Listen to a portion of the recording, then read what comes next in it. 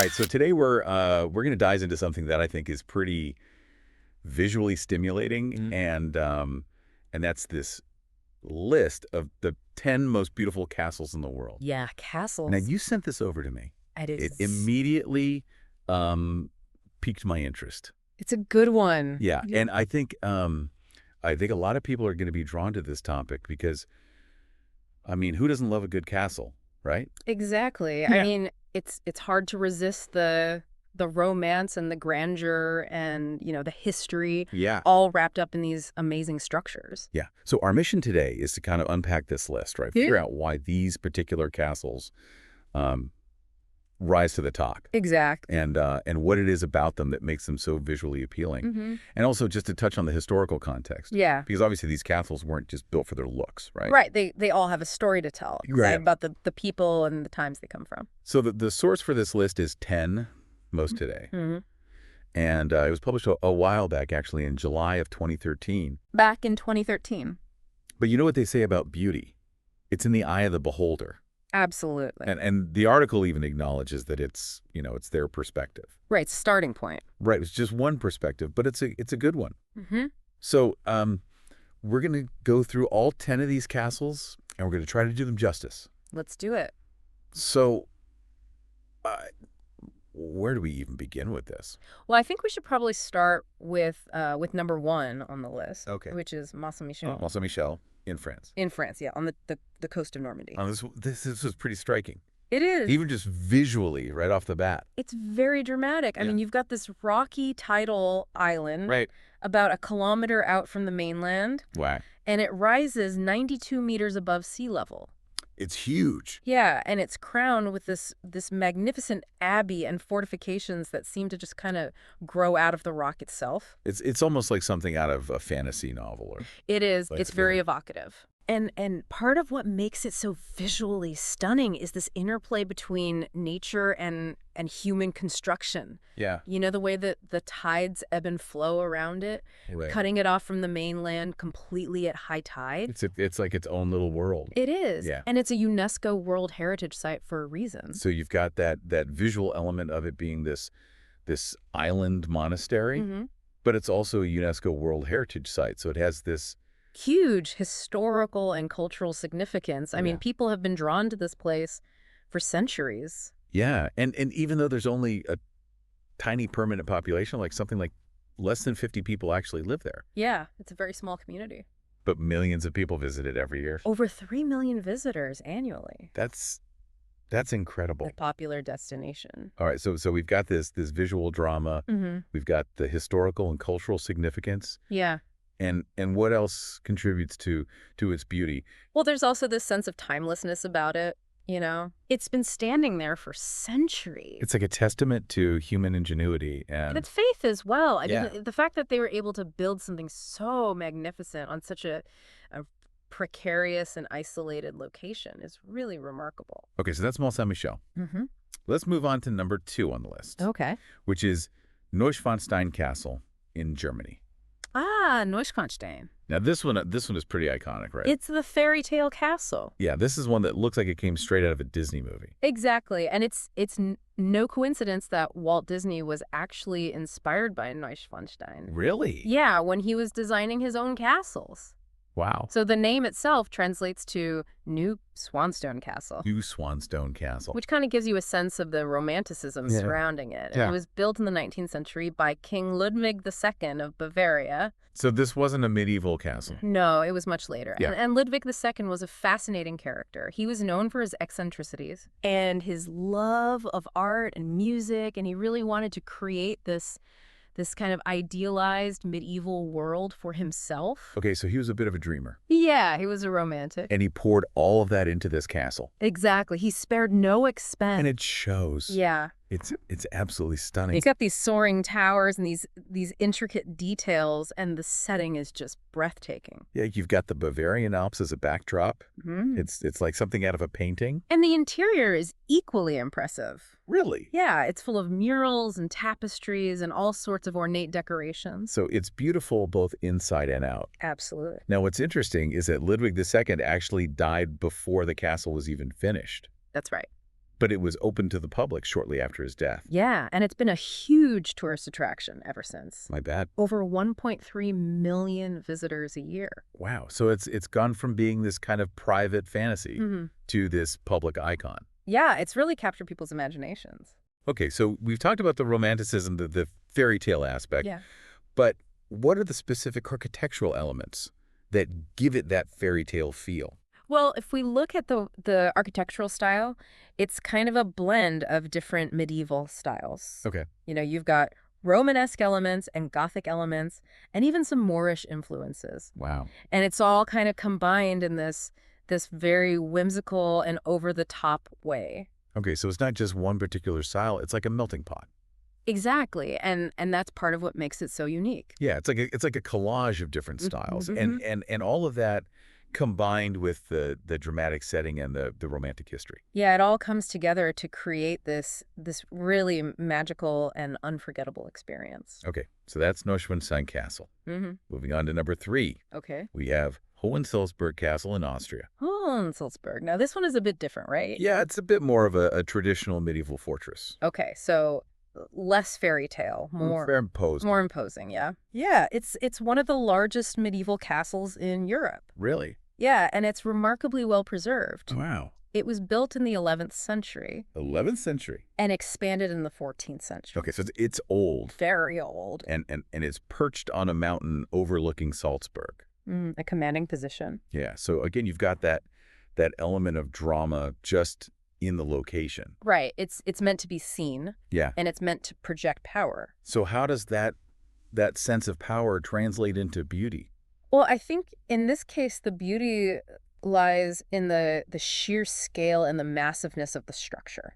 Okay. You know, it's 250 meters long 250 meters. and 150 meters wide. That's massive. Yeah, and it's just this imposing presence that dominates the landscape. And it's been standing there for almost 1,000 years. Almost a millennium. That's incredible. Yeah, and it's withstood sieges and wars and all sorts of challenges. So it's a survivor. It is. And that sense of resilience. Yeah. I think that adds to its beauty in a way. Yeah, it's a testament to the skill and the craftsmanship of the people who built it. Yeah. It's like a symbol of strength and endurance. Exactly. Okay, so that's Hohensalzburg Castle. Let's move on to number 4, Okay. which is Conwy Castle in Wales.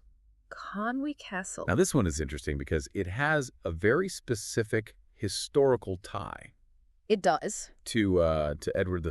Yeah, Edward I of England. Right. He built it during his conquest of Wales in the 13th century. So this was a castle built for war. Yeah, it was a strategic stronghold. And it has 8 towers. 8 towers. So it was very well defended. Very well defended. Now, how does that military purpose factor into its beauty? Well, I think in this case, the beauty lies in the functionality of the design. Okay. You know, it's a very efficient and effective fortress. Right. But it's also aesthetically pleasing. Yeah. You know, the towers are all perfectly proportioned. Right. And the walls are these beautiful curving lines. Yeah. And it's situated right on the coast. On the north coast of Wales. So you've got that beautiful backdrop of the sea. Yeah, it's a very dramatic setting. Okay, so it's a castle that's both beautiful and functional. Absolutely. And it's a testament to the military engineering of the time. Yeah, they really knew what they were doing. All right, so that's Conwy Castle. Moving on to number 5, Okay. we have Kilkenny Castle in Ireland. Kilkenny Castle. Now, this one is interesting because it's a bit later than some of the others we've talked about. That's right. It was built in 1195 1195. by William Marshall, Okay. the first Earl of Pembroke. And it's located in Kilkenny, Ireland. So it was built to control a key crossing point on the River Nore. That's right. A strategic location. Yeah. Controlling the river and the surrounding area. So again, you've got that element of strategic importance. And it's now one of Ireland's most popular tourist attractions. It is. Now, what is it about Kilkenny Castle that draws people to it? Well, I think it's a combination of things. Okay. You know, it's a beautiful castle in its own right, Yeah. but it also has a very rich history. Right. It's been through a lot over the centuries. Yeah. You know, it's been besieged, it's been damaged, it's been restored. So it has stories to tell. Yeah, it's a survivor. And it's evolved over time. So it's not just a static monument. No, it's a living, breathing place. Yeah. With a lot of layers. Okay, so it's a castle with a past. Exactly. And that past is part of what makes it so appealing? I think so. Okay, so that's Kilkenny Castle. Mm-hmm. Moving on to number 6, Okay. we have Prague Castle Prague in the Czech Republic. in Prague. Now, this one is a bit of a behemoth. It is. The article claims it's one of the largest and oldest castles in the world. That's a big claim, Yeah. but it's not an exaggeration. Really? Yeah, Prague Castle is massive. How massive are we talking? Well, it's 570 meters long 570. and about 130 meters wide. Wow, that's like a small city. It is practically a city within a city. Yeah. It's got everything: palaces, churches, gardens, courtyards. It's a whole complex. A whole complex. Wow. And it's been developing and growing for over 1,000 years. 1,000 years. Yeah, construction began in the 9th century. So it's seen a lot of history. A lot of history. Now, how do you even begin to describe the beauty of something like that? Well, I think in this case, the beauty lies in the layering of history. Okay. You know, you've got all these different architectural styles from different periods all kind of jumbled together. Yeah. But somehow it works. Right. It's like a tapestry Or a with home. all these different threads woven together. And it's still functioning as a castle. Yeah, it's the official residence of the president of the Czech Republic. Wow, so it's a living, breathing castle. Yeah, it's not just a museum piece. Okay, so it's a castle with a past, a present, and presumably a future. Exactly. All right, so that's Prague Castle. Mm-hmm. Moving on to number 7, Okay. we have Bodiam Castle Bodiam Castle in England. in East Sussex. Now, this one's a classic, right? Yeah, this is the quintessential moated castle. Yeah, this is the one that you picture when you think of a medieval castle. Exactly. It's got the moat, the towers, the drawbridge. Got it all. It's the whole package. Now, what makes Bodiam Castle so beautiful? Well, I think it's the symmetry of the design. Okay. You know, it's very symmetrical, Yeah. and it's also very well preserved. Right. So it looks very much like it would have looked back in the 14th century. When it was built. Yeah, it was built in 1385 by Sir Edward Dallingridge. And it's surrounded by this beautiful moat, Mm-hmm. which just adds to the fairy tale quality of it. It's very picturesque. Yeah. You know, you can imagine knights and ladies and all sorts of romantic scenes taking place there. Yeah, it's like a setting for a movie. Exactly. Okay, so it's a castle that's beautiful because it's symmetrical, Huh. it's well preserved, and it has that romantic moated setting. Yeah, it's got it all. Okay, so that's Bodiam Castle. Moving on to number 8, Okay. we have Windsor Castle. Windsor Castle. Now, this one's a bit different because it's still a working royal residence. It is. It's the Queen's favorite weekend getaway spot, That's right. She spends a lot of time there. and it's located in Berkshire, England. Mm-hmm. And it's been associated with the British royal family for centuries. Centuries. So it has a lot of history, A lot of history. and the architecture reflects that. Yeah, you can see different periods of English history reflected in the architecture. Okay, so it's like a living timeline of English architecture. In a way, yeah. Now, what's interesting about Windsor Castle is that it's not just a historical monument. Right. It's still a functioning palace. Yeah, people actually live and work there. Over 500 people live and work there. That's right. So it's a bustling community. It is. Now, how does that ongoing royal connection affect its beauty? Well, I think it adds a certain layer of significance. Okay. You know, it's not just a beautiful building. Right. It's a symbol of the British monarchy. Yeah. And all that entails. So it has this aura of power and tradition. Yeah, it's a very special place. Okay, so it's a castle that's beautiful because of its history, its architecture, and its ongoing role in British life. Exact. Okay, so that's Windsor Castle. Mm-hmm. Moving on to number 9, Okay. we have Miranda Castle in Belgium. Miranda Castle. Now, this one is also known as Noisy Castle. Noisy Castle. That's an interesting name. It is. It makes you wonder what's so noisy about it. Yeah, there are all sorts of stories and legends, Okay, but it's a 19th century castle. so a bit more recent. Yeah, it was built in 1866 Okay, in the Ardennes region of Belgium. and it's in a state of semi-ruin. That's right. It's been abandoned for quite some time. So it has that kind of haunting beauty. Yeah, it's a bit melancholy. Yeah, but beautiful nonetheless. Absolutely. Now, what is it about Miranda Castle that makes it so appealing? Well, I think it's the contrast between its former grandeur Right. and its current state of decay. You know, it's like a faded beauty, Yeah. but there's still something very alluring about it. It's like a glimpse into the past. Yeah, it's a reminder that even the most beautiful things are impermanent. Okay, so it's a castle that's beautiful because of its history, its decay, and its air of mystery. Exactly. Okay, so that's Miranda Castle. Mm-hmm. And finally, we come to number 10. Okay. The Alcazar of Segovia in Spain. Ah, the Alcazar. Now, this one is pretty unique looking. It is. It's shaped like the bow of a ship, Yeah, it's very distinctive. and it's located on a rocky hill. In the old city of Segovia. So you've got that dramatic setting again, Yeah, it's a very impressive site. and it has a very long and varied history. It does. It started out as a 12th century fortress, Mhm. and then it became a royal palace And a state prison. and a military academy. That's right. Wow, so it's been through a lot. It's seen it all. And it's said to be one of the inspirations for Walt Disney's Cinderella Castle. That's the legend.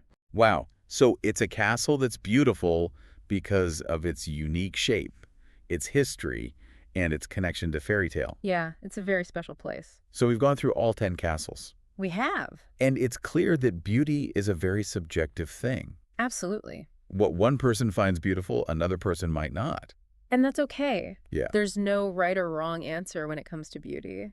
And the article even acknowledged that. Yeah, they said that beauty is in the eye of the beholder. Right. And they also said that their list is just one perspective. Right. And they encourage people to come up with their own lists. Yeah, I think that's a great idea Mhm. because everyone has their own taste. Exactly. And what one person finds beautiful, another person might find boring. Or even ugly. Yeah, so it's all subjective. Absolutely. And we saw that reflect in the comments section of the article. We did. There were a lot of people who disagreed with the list. Yeah, some people thought that certain castles should have been included, R- and other people thought that certain castles should have been excluded. Yeah, there was one commenter who said that they hated English castles. Oh, really? Yeah, they said that they were all ugly and boring. But that's a bit harsh. I know, but to each their own. That's true. And then there was another commenter who said that they thought the Alcazar of Segovia was overrated. Really? Yeah, they said that they preferred Sintrós Palácio da Pena in Portugal. Interesting. Yeah, so you can see that there's a lot of different opinions out there. There are. And that's what makes this topic so interesting. Yeah, it's all about personal preference, Right. and there's no right or wrong answer. So what do you think makes a castle beautiful? Well, I think it's a combination of things. Yeah. The location, the architecture, the history, the atmosphere. Right. All of these things can contribute to a castle's beauty. And it's different for everyone. Yeah, what one person finds beautiful, another person might not. So there's no one-size-fits-all answer? No. But I think it's safe to say that all of the castles on this list are pretty special. They are. They're all unique, and they all have something to offer. Mm. So if you're ever looking for a bit of inspiration, Yeah. or you just want to admire some beautiful architecture, Or learn a bit of history. then I highly recommend checking out some of these castles. I agree. All right, well, that's it for today's Deep Dive. That was a good one. Yeah, I really enjoyed that. Me too. And I hope you did too. I hope so. Thanks for listening, Thanks for joining us. and we'll see you next time. See you later. Bye.